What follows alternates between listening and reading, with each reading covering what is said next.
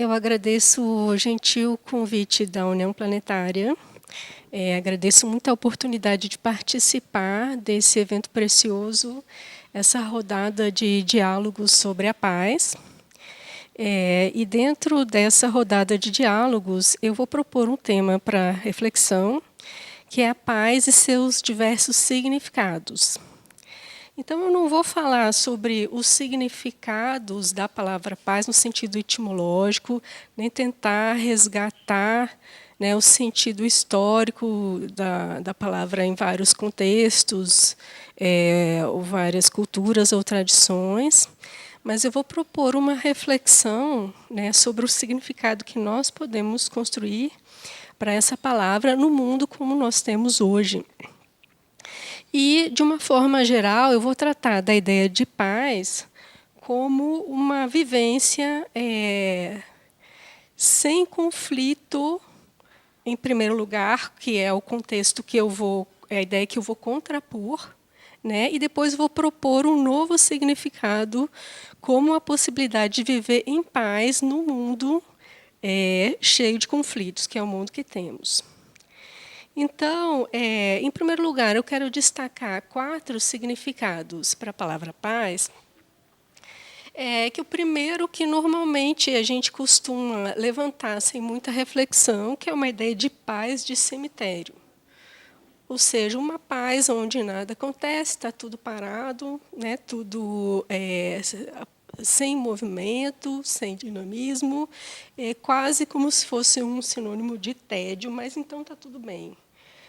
Então, naturalmente, a gente sabe que esse tipo de vida, esse tipo de paz não é possível na nossa vida, né, porque a gente tem uma vida cheia de dinamismo, uma vida cheia de multiplicidade, cheia de contradições, e, naturalmente, nós, então, não vamos buscar uma possibilidade de paz de cemitério, porque ela é absolutamente inviável.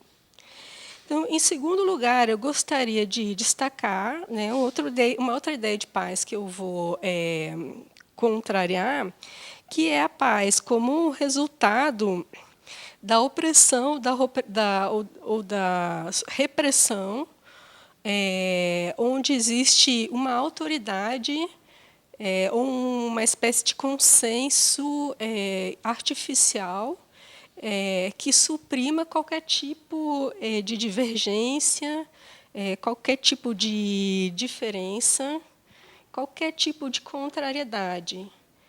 E isso, naturalmente, não é paz, isso é uma força imposta que gera estagnação.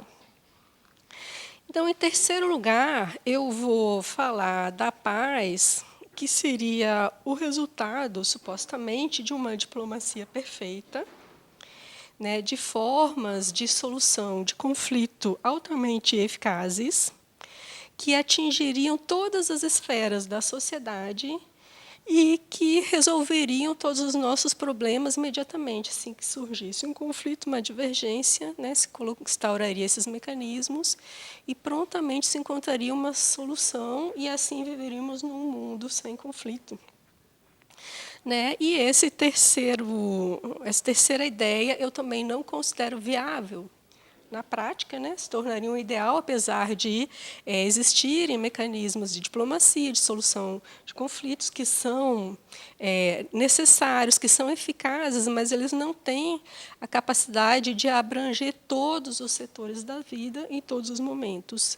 Ainda assim, então, apesar de serem construtivos necessários, eles não são suficientes para resolver problema de violência, problema de conflitos. E, em quarto lugar, eu também vou criticar a ideia de paz como um produto de uma ideologia da paz, que seria proveniente de religiões ou sistemas de pensamentos com os quais nós simplesmente concordamos. Né? Então, eu assisto uma palestra como essa e concluo, puxa, realmente é necessário um mundo sem paz, com paz. E eu, então, concordando com isso, né, e levando essa ideia às pessoas, todos concordando com isso, naturalmente, né, passaremos a viver num mundo sem conflitos. Logicamente, isso não é suficiente, apesar da gente divulgar essa necessidade de se pensar e construir a paz, não é suficiente para levar para todas as esferas da sociedade, todos os seres humanos, uma vivência de paz, porque não atinge os nossos condicionamentos, os nossos problemas de uma maneira profunda e efetiva. Então, tendo em vista essas 4 ideias sobre a paz, né, e tendo em vista as dificuldades da gente implementar isso de modo efetivo, eu trago, então, uma proposta de um novo significado para a vivência da paz, que eu encaro como mais realista, que é a vivência da paz, experimentar viver em paz em meio ao conflito. Né, tendo em vista que é praticamente improvável um mundo sem conflitos. Né, e eu não sei nem dizer se é absolutamente desejável um mundo sem conflitos. Naturalmente, não estou dizendo um mundo sem violência, mas eu questiono se o conflito, até certo ponto, ele não é criativo e construtivo, se ele é bem trabalhado. Então, para trabalhar essa ideia da possibilidade da paz num mundo com conflitos, eu trago uma imagem que é uma imagem muito recorrente, antiquíssima, que se vê primeiramente na filosofia hindu antiga, que é Ashvata, ou a árvore da vida. Ashvata, ou a árvore da vida, é uma imagem presente nos textos do Rig Veda e também é encontrada no texto da Bhagavad Gita, mas também se difundiu, né, por várias tradições. Ashvata é uma árvore, é uma imagem, um símbolo, uma árvore que está de cabeça para baixo e ela tem as suas raízes fixadas no céu. Eu tenho um pequenino trecho da Bhagavad Gita que descreve essa árvore, e apesar de eu não ter preferência, né, por esse texto em relação a outras fontes, por praticidade, por ele ser pequeno, eu vou citar esse pequeno texto que descreve o que é essa árvore.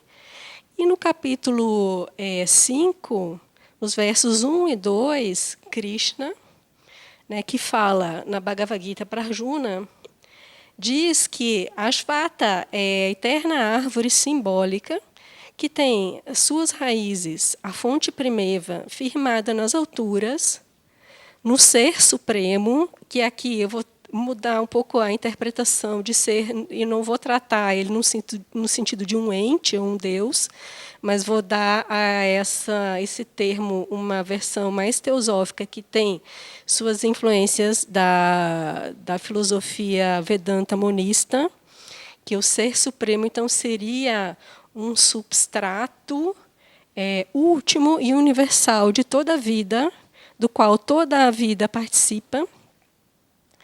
Então, desse Ser Supremo, os ramos, seus ramos, se desdobram para baixo pelo mundo criado em incessante mutação. E Krishna diz: quem isso compreende, conhece o universo. As ramificações da árvore descem para as baixadas do mundo sensorial e sobem para as alturas do mundo supersensorial. Então, essa árvore, essa imagem é uma tentativa, na filosofia arcaica, né, que é representada por esses textos, de explicar a existência do mundo. Né, e não é muito fora da possibilidade de se repensar hoje, esse mundo como é hoje. Porque, se eu vejo bem um mundo que tem suas raízes em um substrato, né, e quando se fala em substrato, dentro da visão teosófica, nós pensamos em matéria, né, naturalmente uma matéria indiferenciada, que podemos chamar de energia. Na visão mais técnica teosófica, se chama Mula Prakriti, ou matéria primordial, que é uma espécie de radiação fria e sem cor. E, a partir dessa matéria, então, todas as formas do mundo são criadas, né? E aí, essa matéria, naturalmente, ela adquire formas diferentes, mais densas e mais concretas, que são as formas como nós vemos hoje. Então, se nós pegarmos, por exemplo, a tabela periódica dos elementos, nós vemos que existem diferenças entre os átomos em função dos seus números de prótons e elétrons, que são diferentes combinações de prótons e elétrons. Mas, no momento que nós entramos na estrutura mais interna desses átomos e começamos a subdividir, nós chegamos no mundo das partículas, que são um mundo de energia. Então, esse nosso mundo material, como temos hoje, como eu vejo aqui ao meu redor, cada um de nós tem um corpo físico que é composto de moléculas e átomos. Tudo isso é composto de energia. Então, é uma visão de uma árvore cósmica que tem raízes numa matéria indiferenciada, que é um aglomerado de energia, onde não existe diferenças de um ou outro, é perfeitamente atual, né? Pensar a partir dessa imagem.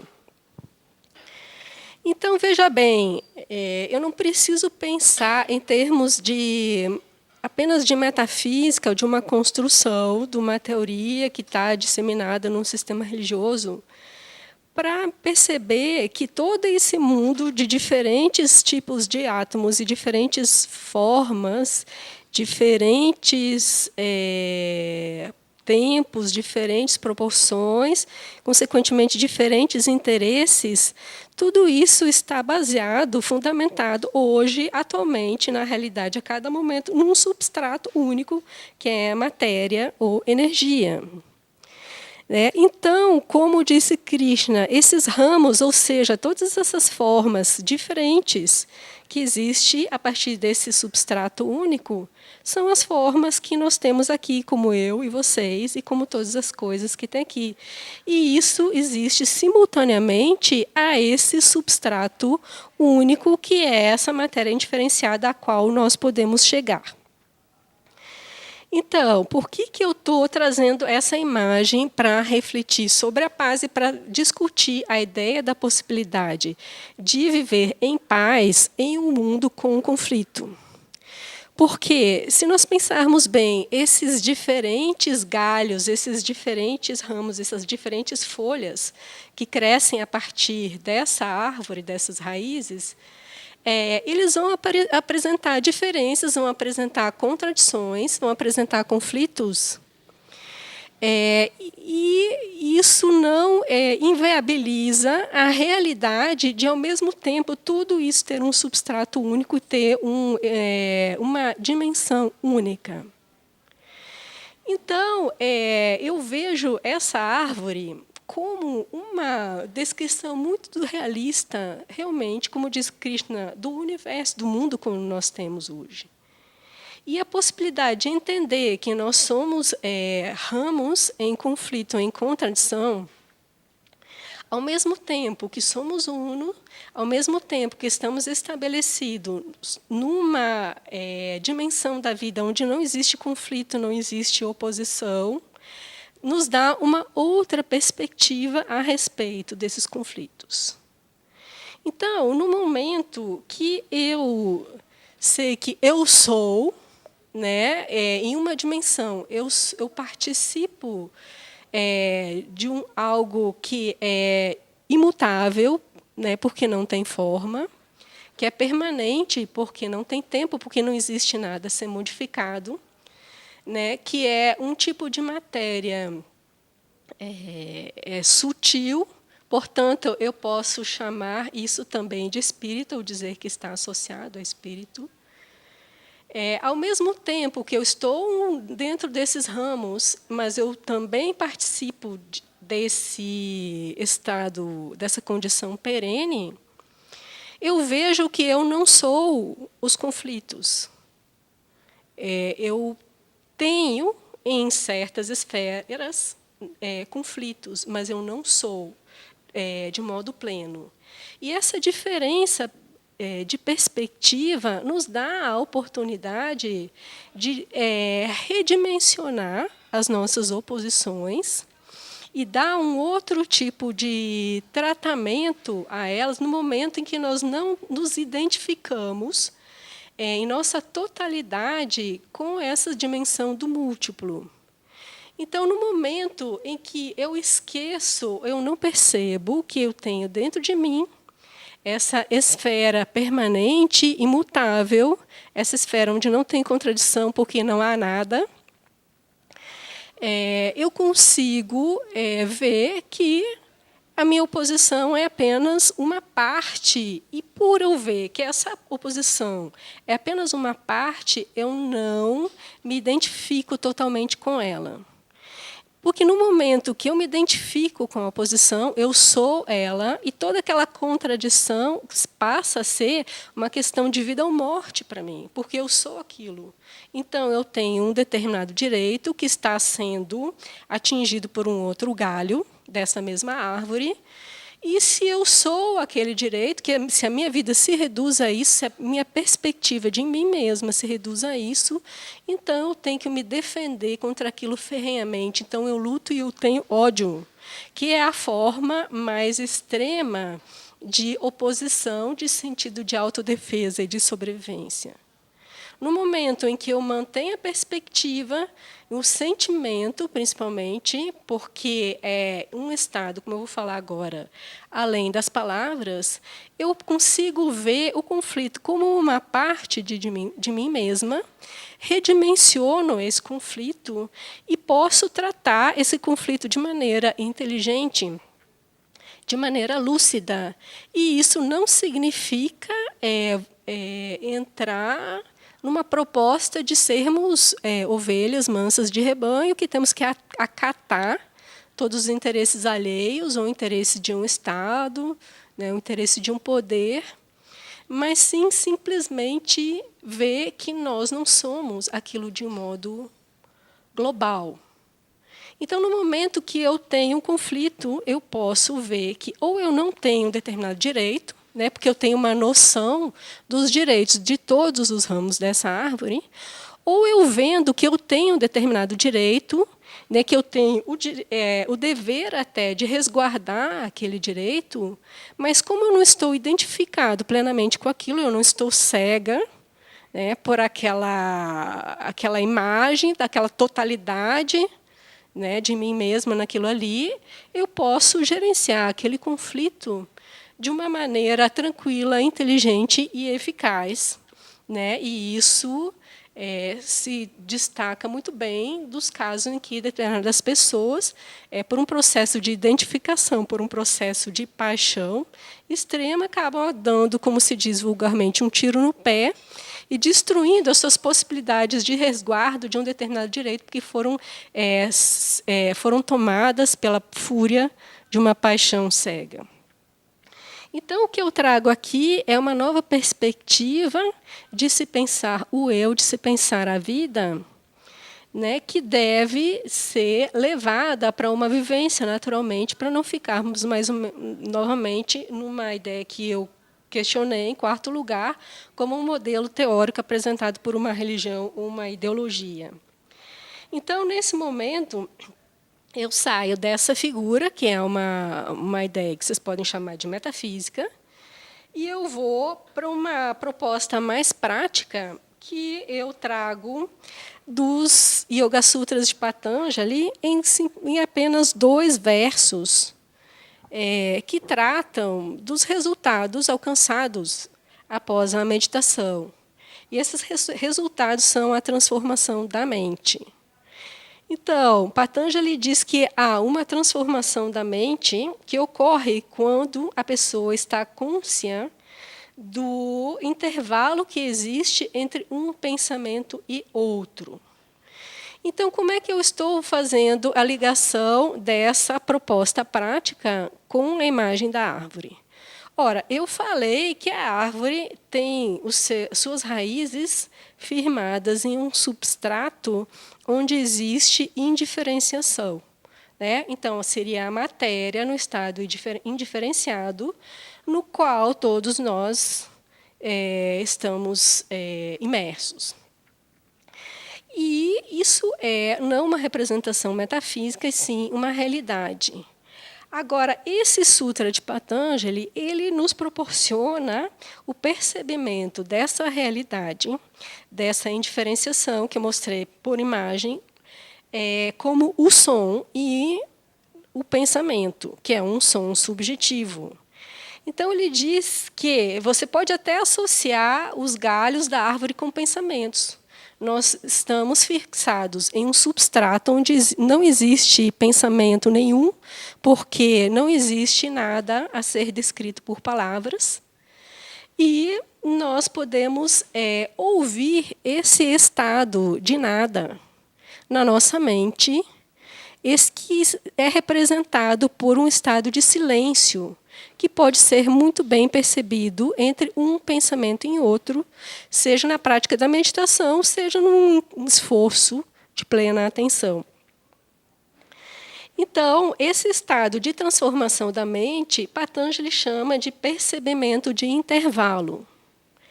Agora, ele diz, em alguns versos mais adiante, que existe uma transformação mais profunda da mente no praticante da meditação, que se dá quando o percebimento da mente não é submetido a nenhum tipo de mudança, ainda que haja ruído ou silêncio externo.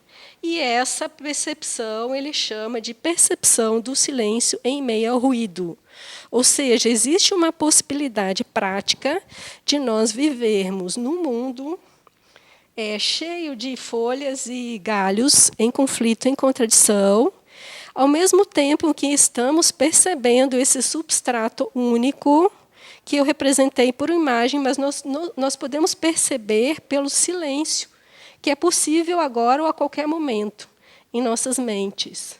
Então, somos feitos de sons e de silêncio. Os sons representando a multiplicidade de palavras que designam a infinitude das formas, estados, situações do mundo, e temos uma dimensão onde existe silêncio. E nessa prática do silêncio, então, existe a possibilidade da percepção desse nosso enraizamento nessa esfera de indiferenciação. Então, vocês vejam que a árvore ela tem a sua estabilidade onde? A árvore tem a sua estabilidade nas raízes. Porque vem o vento, balança o tronco, pode até quebrar o tronco, balança as folhas, balança os galhos, mas ela é fixa ali, estável, fica fixa nas raízes. Então, assim, em pensar um novo paradigma de viver num mundo com conflito e ainda assim ter paz, ou a partir dessa paz até construir uma paz na sociedade, de mundo externo, levar essa paz nos relacionamentos objetivos, nós podemos ter como base, ter como fonte essa paz dessa forma em que se apresenta o nosso mundo, a nossa realidade, que é a observação, a percepção do silêncio. O silêncio dentro de nós é esse nada que tudo permeia e que é a fonte de tudo. Então, por isso, eu trago essa imagem da árvore, Ashvata, e do silêncio, com uma possibilidade de prática no dia a dia, a cada momento, desse sentimento de paz, e isso é cada vez mais necessário no mundo hoje, na medida em que nós vivemos num mundo que tem cada vez mais estímulos sensoriais, cada vez mais informação, e isso nos coloca o foco da nossa atenção nessas particularidades, nesses eventos, nessas infinitudes das formas, e nos tira essa experiência do silêncio. Quando eu era criança, a gente não tinha WhatsApp, não tinha Facebook, não tinha essa infinidade de recursos de informação. Então, nós tínhamos, obrigatoriamente, mais momentos de silêncio. Hoje, não. Hoje, existe uma demanda muito grande de informação. Com isso, a quantidade de vivências de silêncio está sendo reduzida, e eu não estou querendo aqui estabelecer uma conclusão de um estudo que eu não fiz, apenas colocar um argumento, né, como sendo uma das possibilidades de causas da violência que temos hoje, na medida em que nós estamos muito estressados e muito agitados em função dessa demanda de informação, de atividade que existe no mundo de hoje. Então, eu coloco essa proposta de resgate da vivência do silêncio, da vivência do nada, como um paradigma para interpretarmos as nossas vivências e praticarmos. E ainda digo que acredito que naturalmente surgirá, como normalmente começam a surgir as soluções nas artes, né? E aí eu englobo também os arquitetos. Eu acredito que, por necessidade, surgirão ações de resgate e de valorização, né, por via estética, né, que é a via da arte, que não é uma via racional, de experimentar e de viver o silêncio e o nada.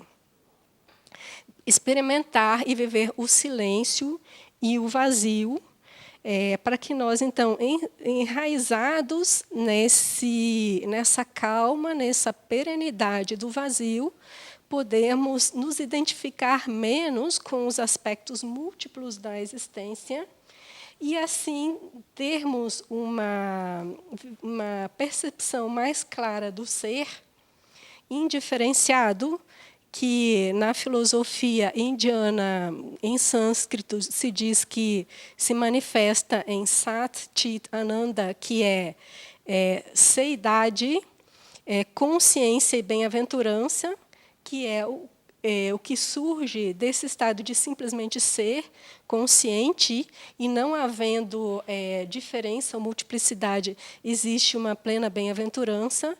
Então, nós resgatando esse sentimento que subjaz a essa vida manifestada em multiplicidades e conflitos, podemos vivenciar nessa esfera uma paz em meio a uma vida de conflitos, e, então, como um acréscimo a isso, como um resultado dessa prática, levarmos uma forma mais pacífica e mais harmônica de solução dos nossos conflitos e os nossos problemas de relacionamento.